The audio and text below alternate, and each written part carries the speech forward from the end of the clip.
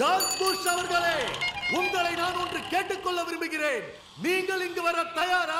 ஒரே மேடையில் என்னோடு வாதாட தயாராக இருக்கின்றீர்களா? நான் எதற்கும் அஞ்சாதவன்.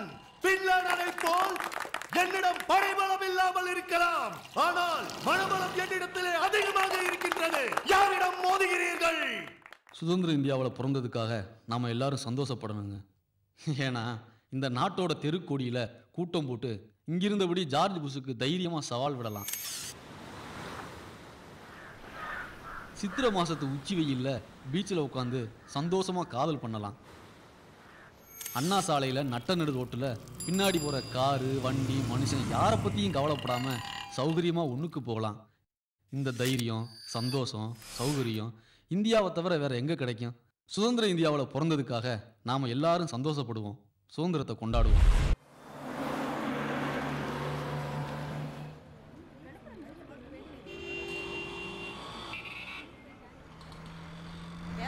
பல்லாவரம் பஸ் இங்க வரேன்ல. இந்த ஆண்டு வராதுமா, அந்த ஆண்டு எல்ஐசி ஸ்டாப்ல நில்லு, பார்த்து போமா.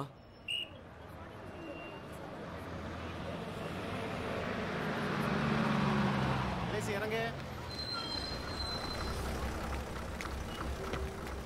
மேலே ஏறு, ஏறுப்பா ஏறு.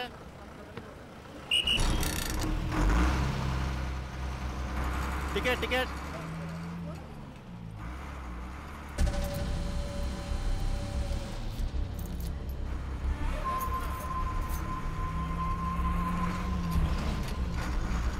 டிக்கெட் வேணுமா? டிக்கெட் வேணுமாப்பா? டிக்கெட் வேணுமா?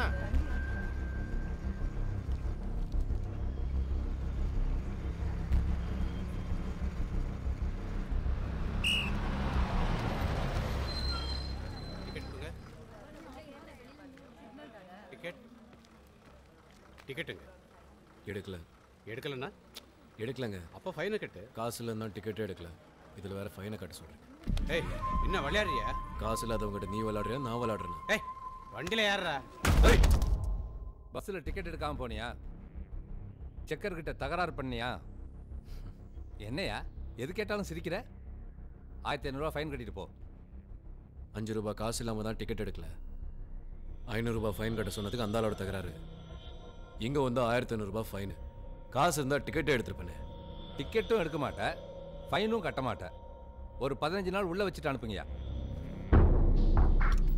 61 82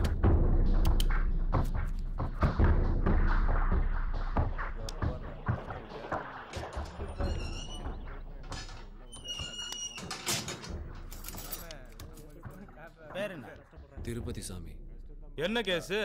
பஸ்ஸில் டிக்கெட் எடுக்கல. என்ன வித்தவுட்டா?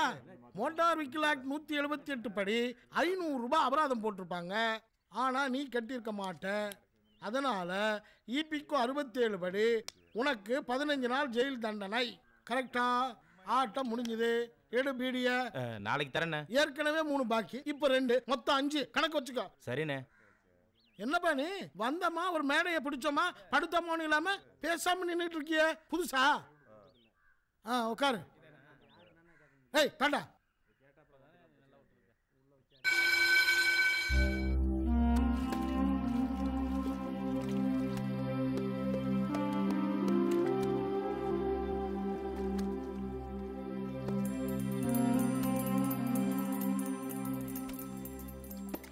இன்னைக்கு கட்சிக்காரங்க வரேன்னு சொல்லியிருந்தாங்க. வணக்கம் தலைவரே. வணக்கம் வணக்கம். அதான் சொல்லுங்க. சரிங்கய்யா. தம்பி, இவர் யார் தெரியுமா? முன்னாள் மந்திரி. ஊழல் கேஸில் உள்ள மாட்டிக்கிட்டு இருக்காரு. இப்படித்தான் நிறைய மந்திரிங்க இங்கே வருவாங்க போவாங்க. நீ இப்படி உட்கார்.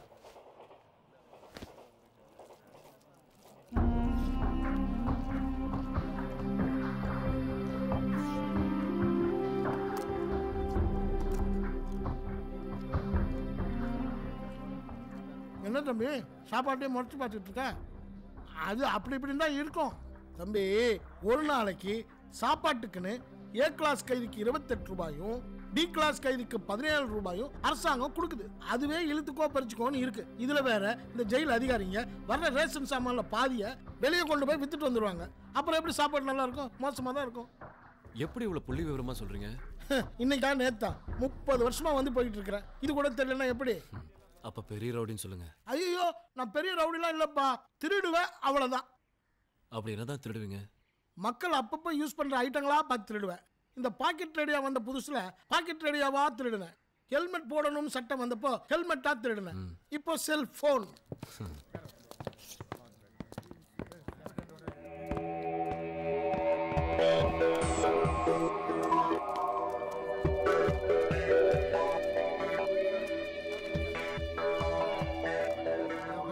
தம்பி, இவர் யார் தெரியுமில்ல? இவர் தான் சூப்பரிண்டெண்டன்ட், அதிகாரிகளுக்கெல்லாம் அதிகாரி, இந்த கோட்டைக்கே ராஜா.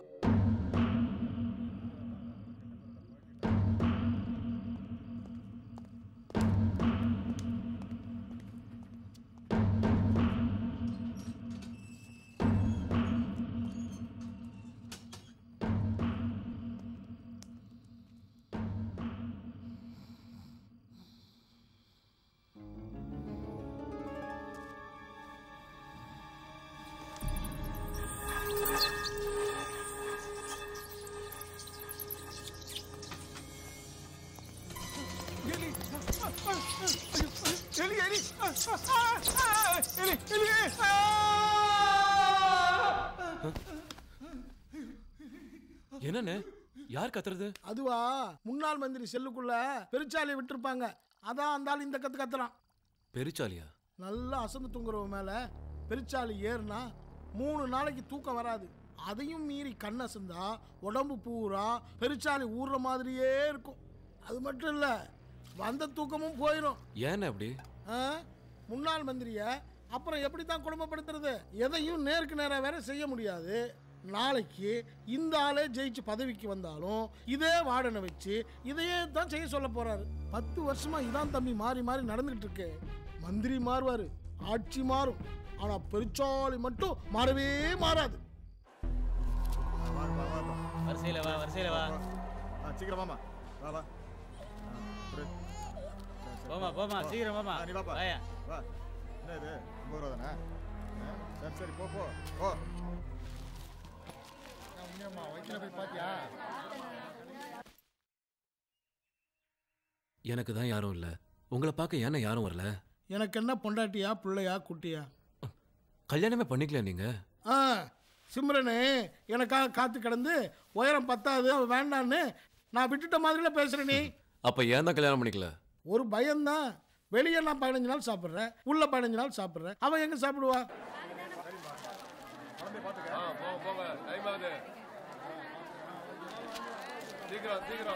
என்ன விசிட்டிங் டைம் முடிஞ்சுதா? முடிஞ்சிச்சுண்ணே. புள்ள குட்டிங்களாம் பாத்தியா? பார்த்தேண்ணே. இருக்காங்களா? நல்லா இருக்காங்க. இந்தாங்க. இன்னைக்கு பழமா? இந்தாங்க. இல்ல வேண்டாம். ஏன்பா வேணாங்கிற? இந்த வாழைப்பழத்தோட மதிப்பு தெரியுமா உனக்கு? வாழைப்பழத்துக்கு என்னென்ன மதிப்பு? இந்த பழம் வெளியே வாங்கினா ஒரு சீப்பு 10 ரூபா, உள்ள கொண்டு வரதுக்கு 100 ரூபாய் லஞ்சம் கொடுக்கணும். அது மாதிரி பீடி கட்டுக்கு 50 ரூபா, பிரியாணி பொட்டலத்துக்கு 250 ரூபா, இப்படி ஒவ்வொரு பொருளுக்கும் ஒரு கணக்கு இருக்கு. இங்க பார்க்க வர ஆளை பொறுத்தும் கொண்டு வர பொருளை பொறுத்தும் இங்க இருக்கிற அதிகாரிங்க கிட்ட ஆயிரக்கணக்கா பணம் பொருளும்.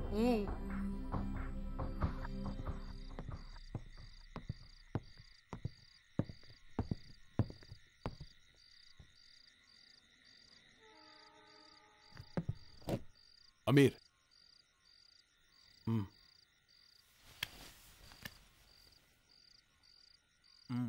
எல்லா ஏற்பாடும் பண்ணியாச்சு. காலையில் சேகரை தீத்துரு. நாளைக்கு சேகர் டியூட்டி எங்க? கார்பன்டரி செக்ஷன்ல.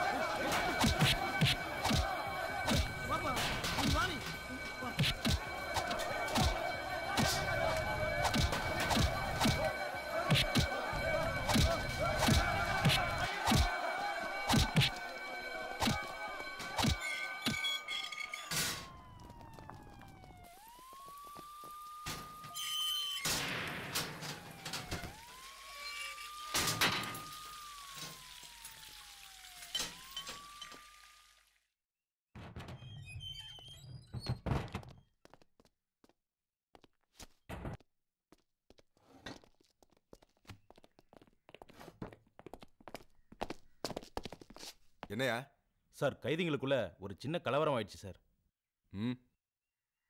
பிரச்சனை ஒன்றும் இல்லைங்கய்யா. அதை நான் சொல்லணும்யா.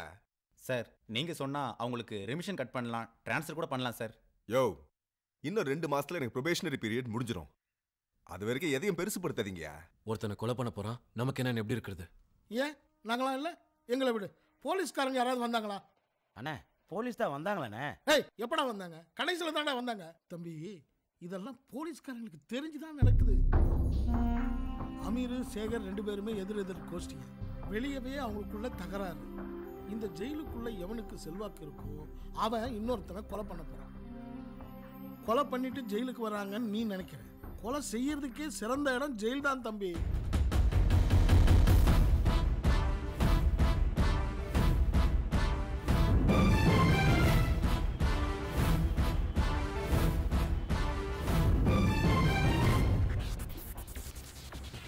மீட்டருக்கு மேல கொள்ளடிக்கிறான்றாங்களா? ஜெயிலில் இவ்வளவு கொள்ளடிக்கிறானுங்க. ஒரு சிப்பு வாழைப்பழம் 100 ரூபாயா? பாவையா எதிர்கட்சி ஆளுங்க குடிச்சு உள்ள போட்டு தூங்கும் போது பெருச்சாலியை விட்டுறாங்க பாருங்க. எதிர்கட்சிக்காரங்க நாங்க செய்ய வேண்டிய வேலையை உங்களை மாதிரி ஒரு பத்திரிகை நண்பர் மிக சிறப்பா செஞ்சிருக்காரு. இந்த ஆட்சியில சட்டம் ஒழுங்கு வெளியே மட்டும் இல்ல உள்ளேயும் ரொம்ப கெட்டு கிடக்குது. அதைத்தான் உள்ளங்கை நெல்லிக்கனியா இந்த பத்திரிகை செய்தி சொல்லுது.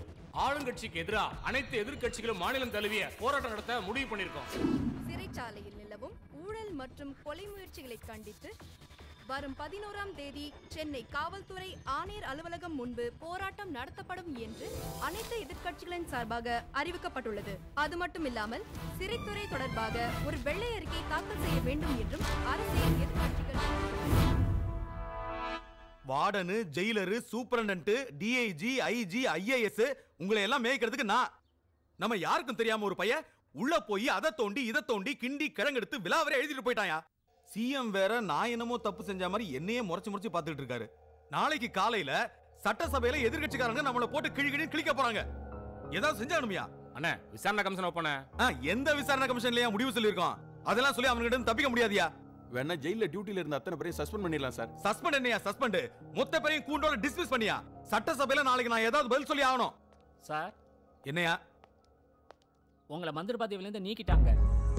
40 எம்எல்ஏ கையில வச்சுட்டு எங்க அண்ணன் 14 வருஷமா சிஎம் விசுவாசம் இருந்ததுக்கு அவர் கொடுக்குற பரிசாயாது. என்ன நடவடிக்கை எடுத்தேன்னு எதிர்கட்சிக்காரங்க கேட்டா சிஎம் ஏதாவது பதில் சொல்லணும் இல்லையா? அதுக்காக தான் இது. ஏன் இந்த நடவடிக்கை நாங்க எடுக்க மாட்டோமா? அவரு ஆட்டணுமா? எல்லாத்துக்கும் காரணம் அந்த பத்திரிகாரையா.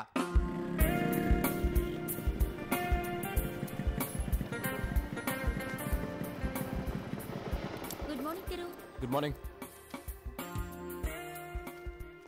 திரு, என்ன? ரமேஷ் தேடிட்டு இருந்தா. இந்த வாரம் சினிமா ஸ்பெஷல் அட்டல் என்ன வைக்கலாம் கேட்டிருந்தா. எங்க போயிட்டா? கேண்டீன்ல பார்த்தா வர சொல்றேன். மார்னிங் திரு. எப்பவுமே நம்ம திசைகள் திங்கக்கிழமை மட்டும் தான் பரபரப்பா இருக்கும். ஆனா உன் ஜெயில் கட்டுரைக்கு அப்புறம் சட்டசபையில கலாட்டா, அமைச்சர் மாற்றோன்னு தினம் பரபரப்பா இருக்கு. நேத்து 50,000 காப்பி எக்ஸ்ட்ரா பிரிண்ட் ஆயிருக்குன்னா பாத்துக்கேன். ராஜீவ் காந்தி கொலை, ஜெயேந்திரர், சுனாமி மேட்டருக்கு அப்புறம் எக்ஸ்ட்ரா காப்பி பிரிண்ட் ஆனது இந்த இஷ்யூல தான். ஹாய் திரு, இந்த வாரம் சினிமா ஸ்பெஷல் அட்டைக்கு என்ன லே அவுட் அனுப்பணும்.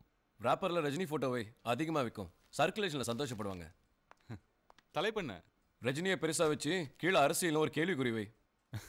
என்னமோ திரு, விஜயகாந்த் கடைசியில் அரசியலுக்கு வந்துட்டாரு. அப்போ ஒன்று செய், விஜயகாந்த் போட்டோ வச்சு காலங்கட்டாயப்படுத்தினதுனால நானும் அரசியலுக்கு வந்துட்டேன்னு ஒரு பாக்ஸ் நியூஸ் போடு. நல்லா இருக்குடா. ஏய், ரஜினி யோசிக்கிற மாதிரி ஒரு போட்டோ வை. சரிடா. Good morning sir. நீ அங்கே இரு, நான் வந்துடுறேன். Good morning sir. Tirupati. Good morning sir. துரபாண்டிய மந்திரி சபையிலேருந்து தூக்கிட்டாங்க. வழக்கம் போல் ஏன் தூக்கணுங்கிற காரணத்தை சொல்ல. ஆனால் உண்மையான காரணம் நீ ஜெயிலை பற்றி எழுதின கட்டுறதாங்கிறத பத்திரிக்கையாரங்க கூட பேசிக்கிறாங்க. Well done, keep it up. Thank you sir. களி சாப்பிட்டு கட்டாந்தரையில படுத்து 15 நாள் ஜெயில இருந்துட்டு வந்திருக்க. ஜஸ்ட் லைக் தட் போற போக்குல வெல்டன் சொல்லிட்டு போற. அவர் இது சொல்றதே பெரிய விஷயம். நீ ஏதாவது எழுதி ஆட்சி கீச்சு கவுன்சின்னு வச்சுக்க, அன்னைக்கு கூட வந்து சாப்பிடுன்னு வேறு. அதான் அவர் கொடுக்குற மேக்ஸிமம் காம்ப்ளிமெண்ட். நிகழ்ச்சியின் தலைவர் தம்பி சிவா அவர்களே, மாவட்ட செயலாளர் அண்ணன் மாரப்பன் அவர்களே, வட்ட செயலாளர் வடிவேலு அவர்களே, இப்படி நான் அவர்களேன்னு சொல்லிட்டே இருந்தால் விடிஞ்சு போகும். அதனால நான் விஷயத்துக்கு வரேன். இப்போ எலெக்ஷன் முடிஞ்சிருச்சு. அதனால எல்லா கட்சிக்காரங்களும் உங்களுக்கு நன்றி சொல்றதுக்கு மீட்டிங் போட இங்கே வருவாங்க. நான் அதுக்கு வரல. எதுக்கே நன்றி சொல்லணும்? இருக்கிற எல்லா தொகுதியிலையும் தேடி தேடி தோக்கடிச்சிங்கல்ல. நாங்கள் உங்கள்கிட்ட பதவியாக கேட்டோம். அட, கட்டின டெபாசிட்டை தானே திருப்பி கேட்டான். கட்டின டெபாசிட்டையே திருப்பி கிடைக்காம செஞ்ச உங்களுக்கு எதுக்கு நன்றி சொல்லணும்? அதனால தான் நன்றிங்கிற வார்த்தையை அடிக்க சொல்லிட்டேன். நான் பேச ஆரம்பிக்கும் போது துண்டு எடுத்துட்டு போனவர், நான் பேசி முடிக்கும் போது என்ன செய்யறதோ அதை வந்து கொடுப்பாரு. நான் பாட்டில் வாங்கிட்டு நிம்மதியாக போயிடுவேன். உங்களை நம்பி எலெக்ஷன் நின்னா கட்டின வெட்டியும்ல காணாமல் போயிடும்.